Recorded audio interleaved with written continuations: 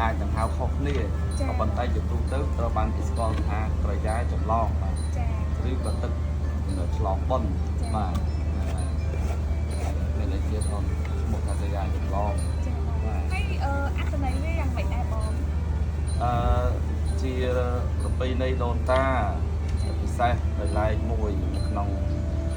កិច្ចកម្មវិធីបុណ្យផ្សេងហ្នឹងគឺដូនតារបស់យើងតែធ្វើក្រយ៉ាចម្លងជានិមិត្តរូបនៃការឆ្លងបុណ្យទៅឡើងថ្ងៃឆ្លងបុណ្យបានគេធ្វើអញ្ចឹងណាបាទហើយទាំងអស់នេះរបស់ប្រើប្រាស់នៅលើសារពើសូត្រឬក៏លើតោកលើជើងពៀននេះគឺក៏មានអត្ថន័យខ្លឹមសាររបស់ណាដូនតាដែលលោកបានរៀបចំណាបាទទី1និយាយពីទានទាំង4នេះបាទទានទាំង4នេះគឺសំដៅទៅលើភ្លើងជាតិចរិយាជាធិនិងមរណៈជាតិចរិយាជាធិមរណៈបាទជាភ្លើងបាទហើយចំណែកកែវ4ខាងខាងនេះគឺឈ្មោះថាជាអន្លង់ទុកទាំង4អន្លង់មានដូចជាទឹកថោខៈអន្លង់គឺទឹកថេអវិជោខៈអន្លង់គឺអវិជ្ជាកាមកខៈអន្លង់គឺកាមហើយនឹងភវខៈអន្លង់គឺភពតូចភពធំអញ្ចឹងសត្វលោកទាំងអស់ដែលត្រែករង្គាត់នៅក្នុងវាលវត្តសង្សារនេះគឺថាអន្តោលចុះអន្តោលឡើងគឺស្ថិតនៅក្នុងអន្លង់នឹងអត់អាចចេញផុតពីអន្លង់នឹងបានហើយប្រកបដោយជាតិចរិយាជាធិមរណៈគឺកើតចាស់ឈឺស្លាប់ដែលជាកងទុកបានហើយដល់ពេលចំកណ្ដាលនេះគឺតំណាងឲ្យព្រះនិព្វានជាអេកន្តៈបរមសុខឆ្លងផុតពីអន្លង់ទាំង4នេះហើយឆ្លងផុតពីជាតិចរិយាជាធិមរណៈមកដល់ព្រះនិព្វាននេះជាអេកន្តៈបរមសុខគឺជាសេចក្តីសុខដែលប្រាសចាកអំពីជាតិចរិយាជាធិនិងមរណៈមានន័យថាទីនោះគឺមានតែសេចក្តីសុខមួយយ៉ាងប៉ុណ្ណោះអត់មានការកើតការចាស់ឬគឺស្លាប់ឡើយអញ្ចឹងណាបាទអញ្ចឹងព្រះនិព្វាននេះហើយដែលជាទីប្រាថ្នារបស់សត្វទាំងឡាយដែលប្រាថ្នាចេញចាកពិភពឆ្ពោះទៅកាន់អេកន្តៈបរមសុខបាទ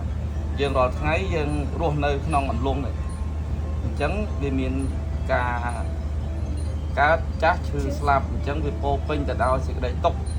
សុខខ្លះប៉ុន្តែសុខហ្នឹងគឺតិចណាស់បាទសុខតិចណាស់គឺមានសេចក្តីទុក្ខដ៏ច្រើនបាទហើយយ៉ាងទៀតនេះបុរាណលោកមិនអោយដាក់មិនអោយផ្លេចការខ្វែងយកស្អីមកខ្វែងក៏បានដែរប៉ុន្តែ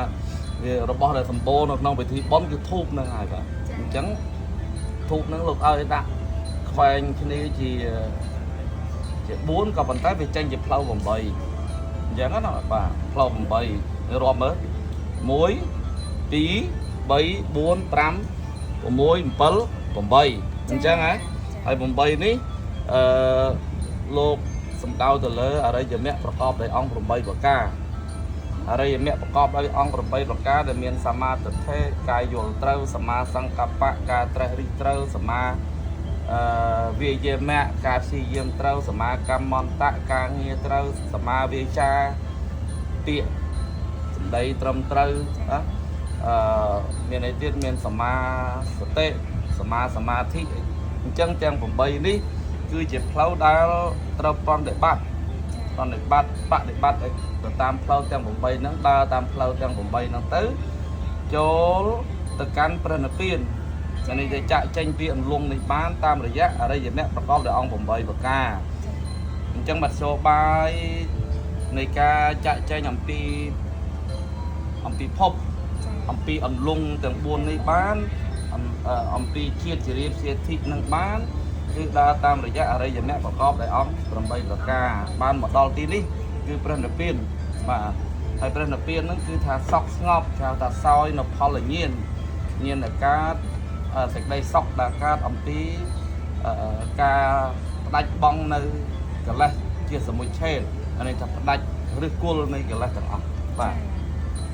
ហ ហើយបាននៅសេចក្តីសុខនឹងអត្ថបាយត្រួសហើយម្យ៉ាងទៀតទឹកនេះគេហៅដោយ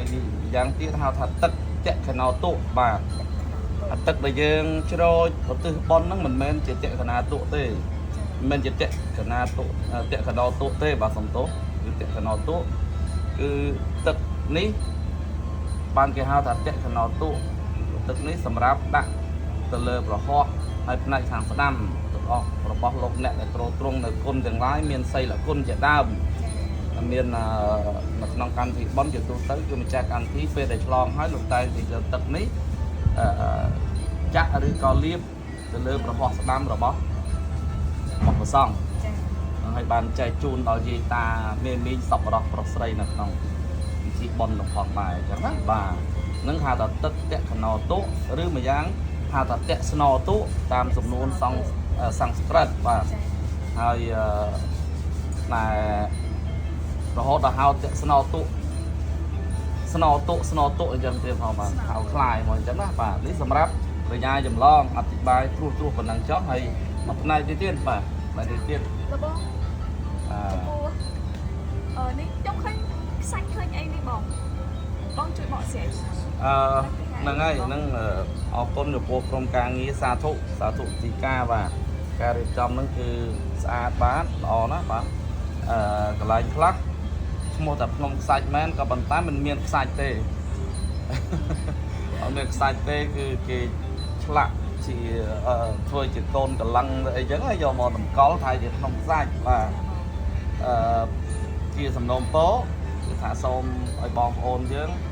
អ្នករៀបចំហ្នឹងគឺថាធ្វើយ៉ាងម៉េចឲ្យមានខ្សាច់ទោះបីការរចនាការតាក់តែងសម្រាប់ដោយរូបមកពីឈើក្តីឬក៏មកពីស្មាច់ក្តី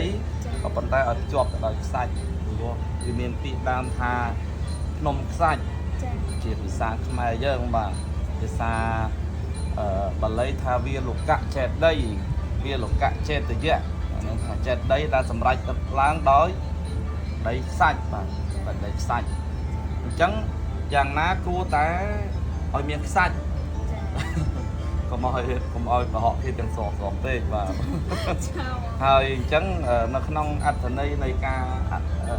បុរាណថាបំពុះនំសាច់បាទគឺលោកនាំកូនចៅបំពុះនំសាច់នេះគឺដើម្បីរំលឹកទៅដល់ព្រះចលមនីចេតិយដែលតម្កល់នៅព្រះបរមសារីរិកធាតុរបស់ព្រះពុទ្ធនៅឋានតាវតឹងឯណោះបាទឋានតាវតឹងដែលយើងតែហៅថាត្រៃត្រឹងហ្នឹងណាបាទអញ្ចឹងបុរាណដូនតាប្រាជ្ញព្រេងព្រឹត្តបណ្ឌិតបញ្ញវន្តចន់ចាស់របស់យើង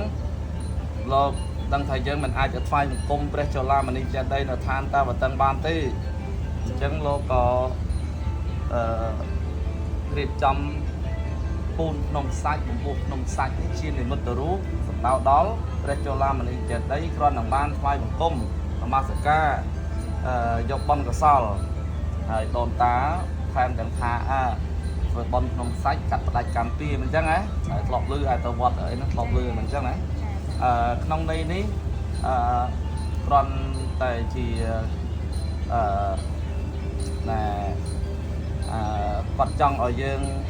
ធ្វើបុណ្យឲ្យច្រើនហើយតែបកាលណាធ្វើបុណ្យច្រើនមហាកុសលចិត្តកើតឡើងច្រើនគឺថាគុំថាឡើយតែក្របខ្សាច់មួយតោកមួយជើងពៀននេះបាទ